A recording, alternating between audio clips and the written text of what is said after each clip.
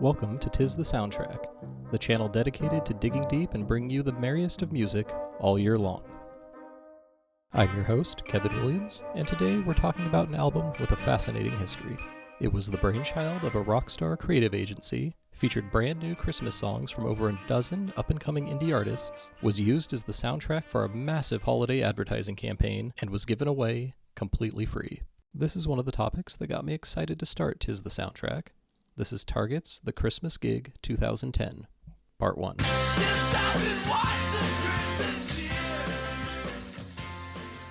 Let me start by saying I don't think this album could be made today. Or, maybe more accurately, I don't think this album would be made today.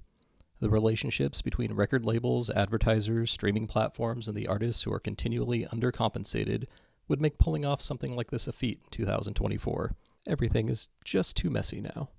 By comparison, in 2010, anything was possible. People were still buying music, albeit the shift was already well underway from CD to MP3. The handful of streaming platforms that existed were still in their infancies, and we had just spent the last 10 years watching relatively unknown indie acts be slingshotted into the mainstream consciousness by the way of Apple, the OC, Zach Braff, and others. What are you listening to? The Shins. You know them? No. You gotta hear this one song. It'll change your life, I swear. For the 2010 holiday season, Target turned to creative agency Wieden+Kennedy to develop their advertising campaigns. These are the same marketing wizards who created the ubiquitous Just Do It campaign for Nike in the late 80s, and more recently handled the insanity that was Grimace's birthday for McDonald's. Happy birthday, For Target, WK developed two campaigns. The first, and the one which appears to be more firmly cemented into the memories of the interwebs, was The Crazy Target Lady, a series of television and internet ads featuring Minnesota-raised comedian Maria Bamford as the titular character, a completely unhinged Black Friday prepper. The Target 2-day sale is almost here. The last thing that's going to stop me is weak thighs. Mountain Series, level 10, backwards. The second, and less remembered campaign is the one that resulted in the creation of this album. According to creative director Don Shelford, the campaign was an attempt to freshen up the Christmas music genre. WK created some advertisement themes and sent out briefs to over 100 artists, including the likes of Dan Deacon, Blackalicious, and Sharon Jones and the Dap Kings. The resulting songs, all of which were brand new original Christmas music, became the soundtrack to the advertising campaign. I haven't been able to confirm how many artists in total answered the call and provided Target with new holiday tunes, but 14 tracks were ultimately collected into the Christmas Gig 2010, a free digital album you could stream and download from Target's website throughout the 2010 holiday season. Additionally, Target and WK worked with Gotta Groove Records to produce an extremely limited run of promotional vinyl, including a pair of red 7-inch singles and a full-length album pressed in clear vinyl and containing 11 of the 14 tracks from the digital download. These were sent out, along with flip video cameras, if anyone remembers those, to the media outlets and influencers of the day. In researching for this episode, I stumbled across the Rockin' Mama blog, whose author received 5 copies of the 7-inch single containing the tracks Tiny Tree Christmas and Perfect Gift to give out to her followers.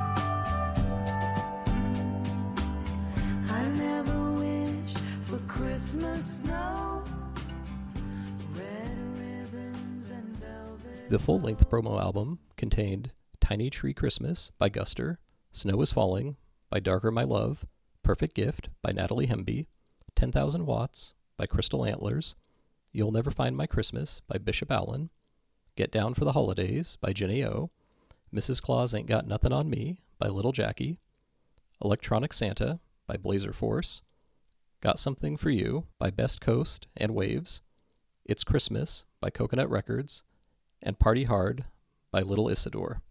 Not present on the vinyl album, but appearing on the digital download and used in advertising were Toy Jackpot by Blackalicious, Super Mama by the Pinkertones, Un Regalo para Mim by Cici Bastida.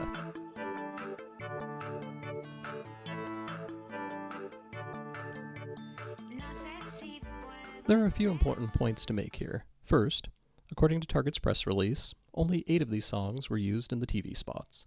That means the other 6 were commissioned for the project, never used in advertising, and still given out for free. Second, the album download was literally a zip file containing MP3s. 2010 was a while back technologically speaking, but it still amazes me that there were no barriers. No account sign up needed, no email list to join, no hashtags to tweet, no likes and subscribes, nothing. Just click button, get music done. Again, it would be hard to imagine any of this happening today in 2024. Finally, let's take a moment to think about the fact that this album was never made commercially available outside of the free digital download and promo records. I get the market for vinyl in 2010 wasn't nearly as hot as it is today, but Target was no stranger to producing exclusive CDs at the time.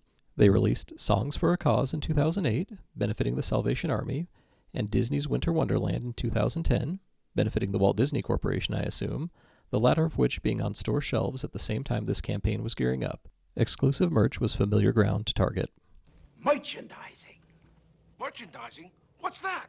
My completely uneducated and admittedly under-researched opinion is that a few things could have been working against this album seeing a proper physical release. Licensing and usage restrictions on the songs would be the most straightforward reason. Lack of time could be another. Manufacturing and distribution takes time. To get discs on shelves in time for the holiday season, you have to do all the other preceding work up front, including campaign development, corporate sign-offs, artist engagement, music review. All of it has to happen much, much earlier. It's entirely possible that a CD release was never in the cards simply due to the timeline of the campaign. Or, and possibly the most interesting of reasons, selling CDs was completely superfluous to the underlying goal of the campaign. In 2010, Target was in the final throes of a partnership with Amazon to manage its online shopping presence. This was something fairly common with large retailers at the time. Toys R Us, Borders, and Circuit City all had similar arrangements with Amazon providing their digital infrastructure, while increasingly competing directly against them in their respective online spaces. These names might not sound like great company today, and the same was true in 2010. Circuit City had shuttered its locations the year prior, while Borders was teetering on the edge of bankruptcy at the time. And Toys R Us appeared to be another sinking ship, albeit a bit slower. I wanna be a Toys R Us kid. Target needed to avoid the same fate. Where the others had put paltry sums into developing their own Amazon-less e-commerce sites, Target was investing billions at the time into their own homegrown alternative. Target needed to create some online shopping momentum going into 2011 and the impending launch of its own online storefront.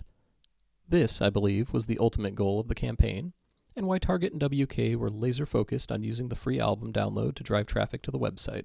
All of the campaign television spots ended with the message, "Get this song free" at target.com/Christmas. And Target spent the month of December marching its artists out to perform their new tracks on the morning and late show circuits. Little Jackie performed Mrs. Claus Ain't Got Nothin' on Me Christmas morning on NBC's Weekend Today show, and Darker My Love performed Snow is Falling on Jimmy Kimmel Live. Snow is Falling from Target's free downloadable album, The Christmas Gig, Darker My Love. Speculation aside, and regardless of the true reason, the result is an extremely rare album that does not surface often.